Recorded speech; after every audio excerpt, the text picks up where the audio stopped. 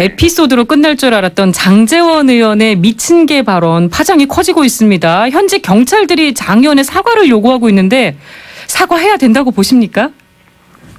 그 내용도 제가 자세히는 보지를 못했기 때문에 말씀드리기 어렵습니다만 어쨌든 그런 우리 당이 지나치게 좀 지나친 그런 일을 해서 이해관계를 모으는데 좀 어려운 상황에 처하는 것은 바람직하지 않다고 봅니다. 네, 그렇게 보시는군요. 오늘 제 질문이 날카로웠는데 대답을 잘해 주신 것 같습니다. 자유한국당 중진인 유기준 의원과 이야기 나눠봤습니다. 오늘 한국당이 내후 외환에 시달리고 있습니다. 밖으로는 지방선거 인물난에 허덕이고 있고요. 안으로는 홍준표 대표와 중진 의원들의 갈등이 깊어 보입니다. 홍 대표가 어제 중진 의원들과 소통하겠다면서 회의에 나왔는데요. 4선 이상 중진 의원 20명 가운데 달랑 4명만 참석했습니다. 자유한국당 중진인 유기준 의원 연결해서 이야기 나눠보겠습니다. 의원님 안녕하십니까? 네, 안녕하세요. 유기준입니다. 네, 어제 확대 원내대책회의에 참석하지 않으신 거죠? 예, 가질 못했습니다. 네, 왜 안 가셨습니까? 일정이 갑자기 연락이 온 데다가 제가 그 지역에 일정이 있었기 때문에 못했습니다. 네. 근데 다른 중진 의원들도 많이들 못 오셨더라고요. 이걸 어떻게 봐야 될까요?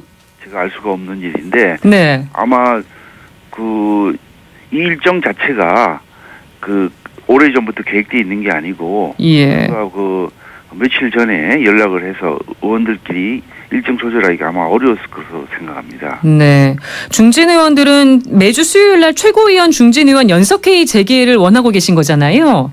그렇죠. 예. 그걸 저희들이 지난번에 이 당이 이제 그동안 여러 가지 회의를 했지만 중진 연석회의가 관례적으로 했었기 때문에 그걸 열어달라고 건의를 했었죠. 네. 홍 대표가 왜 연석회의를 안 여는 걸까요?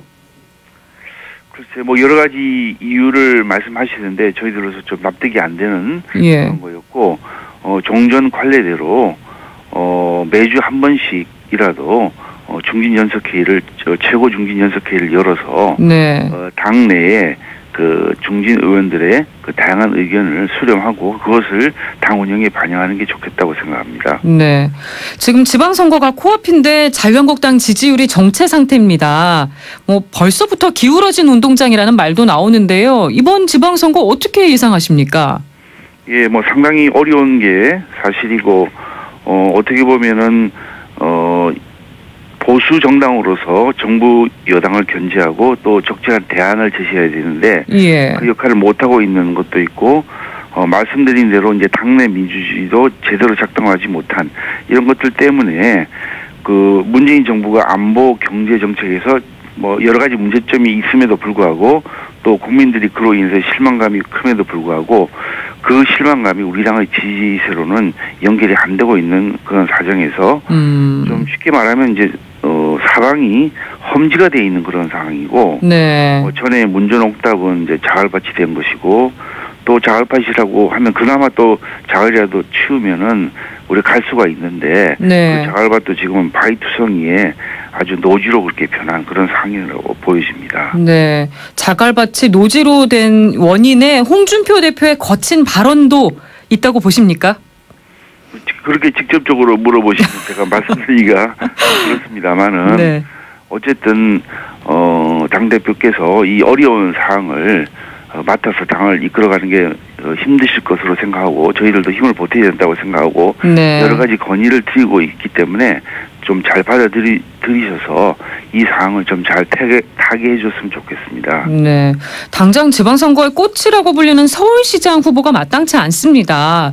지금 홍정욱 전 의원, 이석연 전 법제처장, 김병준 전 교수까지 러브콜을 고사한 걸로 전해지고 있는데요. 서울시장 후보 구하기가 어려운 상황, 심각성 어떻게 보세요? 네, 말씀하신 대로 오세훈 전 시장, 홍정욱 헤럴드 회장, 이석연 법제처장 그리고 마지막으로 김병준 국민대 명예교수까지 이제 출마를 고사한 것으로 이렇게 전해지고 있는데 이분들로부터 직접 출마 고사 이유를 듣지를 못했습니다만은 한국당의 지지율이 낮고 또 지금 당선 가능성이 거의 없기 때문이라고 보는 게 이제 정확한 분석이고 중론이겠죠. 예. 또 본인들 입장에서는 정치적 이미지 훼손을 각오하면서까지 소위 말해 이제 험지화된 서울에 출마하기가 쉽지 않은 그런 상황으로 보이시고요. 네. 뭐 어떻게 보면은 당선 가능성이 적다 하더라도 당의 미래를 생각해서 당을 위해서 좀 불쏘시개 역할을 좀 해줬으면 좋겠다 이런 생각도 있지만은 현재로는 이런 희생을 뒷받침해줄 만한 그 당에서 비전, 가치, 리더십 이렇게 찾기가 좀 어려운 상황이지 않겠습니까? 네. 지금 당내 중진인 정우택 의원이 홍 대표의 서울시장 출마를 압박했더라고요. 서울시장 선거도 인재를 못 구하면 홍준표 대표가 스스로 나갈 수 있다는 결기를 보여줘야 된다 이렇게 말했던데 의원님도 같은 생각이십니까? 이런 말이죠. 이제 현재 위기를 극복하려면 이제 당의 대표이고 또 당의 인재영입위원장을 맡고 있는 홍 대표가 그런 결기를 가지고 이번 지방선거에 임해달라는 그런 뜻이지 예. 직접 바로 그 서울시장으로 출마해라 그런 뜻은 아닙니다. 인재 영입이 지금 잘 안 되고 있는 사정이고 네. 또 그로 인해서 이 국민들이 볼 때는 당이 너무 어려워서 그런 것도 있지만 또 한편으로는 그 원하는 사람들도 한국당이 간판을 달고 싶지 않구나 이렇게 하면서 지방선거를 굉장히 분위기를 어둡게 하고 있는데 네. 타파하기 위해서는 그런 정도의 결기는 필요하지 않느냐 그거를 이야기를 한 거죠. 직접 출마를 압박한 게 아니라 그런 의지를 보여달라고 얘기한 거다. 그런 뜻으로 저도 생각합니다. 네. 근데 홍준표 대표는 연탄가스 발언으로 강하게 반발했습니다. 틈만 있으면 연탄가스처럼 비집고 올라와서 당을 흔든다 이렇게 비판했는데 어떻게 받아들이세요?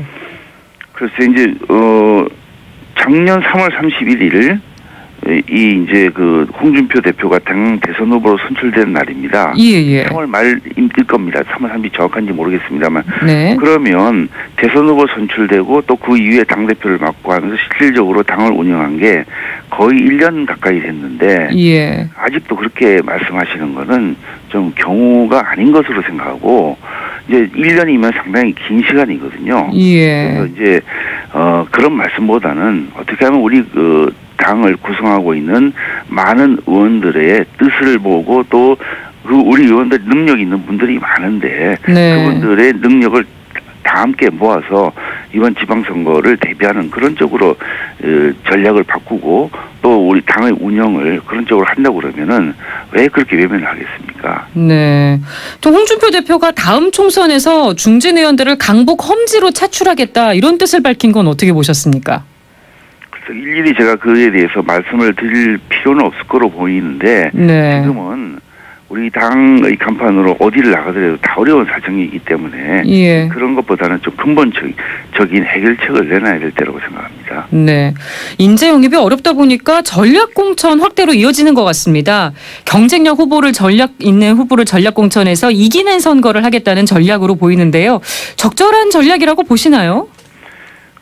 원래 이제 그 당에서 선거를 위한 후보를 뽑을 때 그 전략 공천을 하게 되는 경우도 불가피하게 있을 수 있고요. 네. 한편으로는 이제 여러 후보들이 나와서 서로 경합을 하기 때문에 경선을 하는 경우가 더 많을 겁니다. 근데 지금은 마치 이게 서로 바뀌어가지고 이게 그 경선이 아니고 전략 공천을 이렇게 자꾸 확대하다 보니까 이 의심받는 그런 경우도 있을 테고 네. 또 이 전략 공천이 원칙인 것 같이 비춰지다 보니까 인재 영입도 어려워지고 또 한편으로는 이 경쟁하는 후보들 사이에는 오히려 이제 그 잡음도 있고 또 흠집내기 이런 것들이 끊이지 않고 있는 사정이기 때문에 예.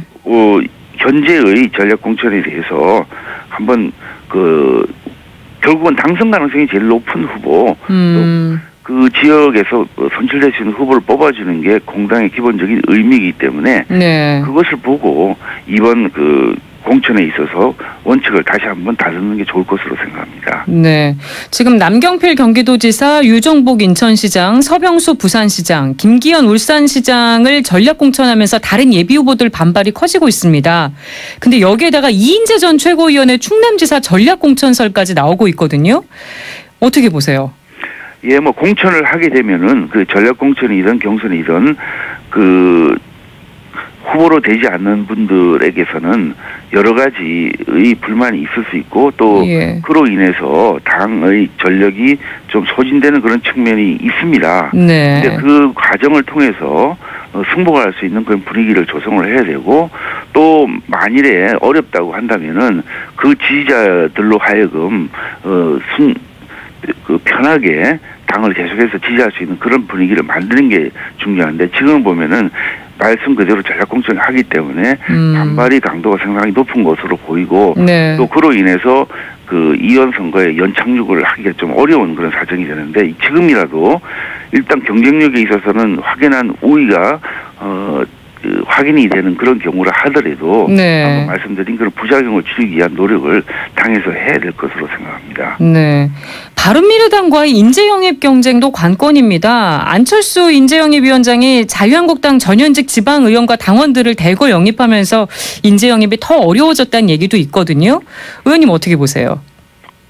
글쎄 그 부분은 이제 제가 내용을 전체 확인을 못 해가지고 그 답변을 드리기가 쉽지 않은 그런 사정인데요. 그 바른미래당으로 가신 분들은 뭐 각각의 사정이 있겠습니다만은 우린 그에 관계없이 천의 인재를 뽑는 자세로 인재 영입을 해야 되는 그런 상황이 와 있죠. 네. 당내 안팎으로 어려워 보이는데 모레 중진 의원들이 간담회를 가질 예정이라고 들었습니다. 어떤 내용 논의할 계획이신가요? 예, 뭐 지난번에 말씀드린 그 네 가지 건의 그 부분들이 아직 당에서 반응이 없는 걸로 알고 있습니다만은 그런 부분들을 한 번 더 확인해보고 또 앞으로 지방선거에 있어서 우리 당이 어떻게 하면은 국민의 지지를 다시 받을 수 있는 부분이 있는지 또 당의 운영이 과연 국민들이 원하는 그런 방향으로 운영이 되고 있는 거라든지 또 현재 정치, 경제, 안보에 있어서 문재인 정부에 대해서 여러 가지 우리가 대안을 제시하면서 비판할 수 있는데 그 부분도 잘 이루어지고 있는지 이런 것들을 좀 한번 의견을 나눠볼 생각입니다. 네, 지금 자유한국당 지지율 끌어올리기 위해서 제일 급한 건 뭐라고 보십니까? 뭐 여러 가지가 있어서 한마디로 말씀드리기 어렵습니다만은 국민의 눈높이에 맞는 정치가 제일 중요한 것이고 또 우리 당의 현재 상황으로는 국민들께서 참 지지하기가 난망하다 이런 말씀들이 많이 있습니다만은 그래도 현재의 체제를 잘 추스리고 국민들이 원하는 또 국민들이 지지를 받을 수 있는 제일 중요한 것은 그거겠죠. 경제 문제, 정치 외교에 있어서의 여러 가지 현안들을 대안을 제시하면서 국민들이 수긍할 수 있는 정책들을 자꾸 말씀을 드려야 되겠죠. 네, 홍준표 대표 행동에 변화가 없을 경우에는 어떻게 하실 건가요? 오늘 질문을 너무 직설적으로 하셔가지고 제가 답변 드리기가 쉽지 않습니다만은 상황을 개선할 수 있도록 많은 분들이 노력을 해야 되겠습니다. 네, 개헌 얘기도 해보겠습니다. 문재인 대통령이 어제 전자결제로 개헌안을 발의했는데요. 국민과의 약속을 지키기 위해서 발의권을 행사한다고 했거든요. 어떻게 보셨습니까? 네, 일단은 그 헌법은 개정을 하더라도 이제 국민들의 뜻이 반영이 돼야 되는 것이겠죠. 그리고 이제 민의 수렴하는 국회에서 협의를 거쳐서 발의하는 것이 이제 바람직한데 지금 개헌을 보면은 그런 과정이 과연 그 안에 들어가 있는지 그 또 내용을 보면은 이제 토지 공개령 같은 그런 것을 넣으면서 사회주의 요소를 집어넣어서 우리 대한민국이 지금까지 지켜온 자유민주적 가치가 과연 그 안에 고스란히 남아 있는 건지 그다음에 또 전문에 뭐 여러 가지 역사적인 의미가 있는 날이 많은데 그 어떻게 보면은 이념에 맞는 역사적 사건을 집어넣은 것으로 보면은 이게 이념적인 색채를 좀 씌워진 것이 아닌가 그런 생각도 들고요. 또 발의 과정과 절차를 보면은 이 대통령이 받은 지 일주일 만에 이제 확정이 됐는데 이게 이제 그 헌법 개정안은 국무회의 심의를 거치도록 되어 있는데 이 국무회의에서 의결되는데 40분밖에 걸리지 않았다고 합니다. 40여 분밖에. 그래서 이 국무회의 심의가 아니고 이게 무슨 패싱이란 말이 나오고 있는 그런 상황인데 또 이게 결국은 이 졸속으로 처리될 수밖에 말할 수밖에 없는데 이 헌법은 국가 근간이 된 최고법인데 개정을 위해서 협의하고 심의하는 것은 뭐 수백 번 해도 지나치지 않은데 너무 이렇게 일방통행식 또 어떻게 보면은 그 급속하게 하다 보니까 이게 오히려 문 대통령이 이번 지방선거를 겨냥해서 정치적 승부수를 던진 것이다. 이렇게까지 해석하고 있는 그런 상황입니다. 네, 그러니까 대통령 개헌안의 내용과 절차가 모두 문제라고 보시는 거네요. 그렇습니다. 예. 과정도 좀 문제가 있죠. 뭐 절차하고 비슷한 말입니다만은. 예, 오늘부터 여야 3당이 개헌 협상을 시작하기로 했는데요. 일단 개헌 저지선을 확보한 자유한국당 입장이 중요해 보입니다. 6월 지방선거와 개헌 동시투표 가능성 아직 열려 있다고 봐도 되긴 되는 겁니까? 그 중요한 것을 어떻게 한꺼번에 두 개를 같이 할 수 있겠습니까? 그거는 아니고요. 예. 이제 헌법 개정안이 확정이 되는데 또 국회에서도 또 의논을 하고 심의를 거치고 표결을 하고 또 어떻게 보면 국민들의 동의를 얻는 시간이 많이 필요한데 예. 이제 지방선거가 한 70일, 80일 정도 이렇게 80일 정도나밖에 안 남았는데 거기에 의도적으로 맞춘다고 한다면은 너무나 중요한 두 가지를 한꺼번에 할 수 없다 이렇게 생각을 합니다. 네. 끝으로 한 가지만 짧게 여쭤보겠습니다. 네. 에피소드로 끝날 줄 알았던 장제원 의원의 미친 개 발언 파장이 커지고 있습니다. 현재 경찰들이 장 의원의 사과를 요구하고 있는데 사과해야 된다고 보십니까? 그 내용도 제가 자세히는 보지를 못했기 때문에 예. 말씀드리기가 어렵습니다만 어쨌든 그런 우리 당이 지나치게 좀 지나친 그런 일을 해서 이해관계를 모으는데 예. 좀 어려운 상황에 처하는 것은 바람직하지 않다고 봅니다. 네, 그렇게 보시는군요.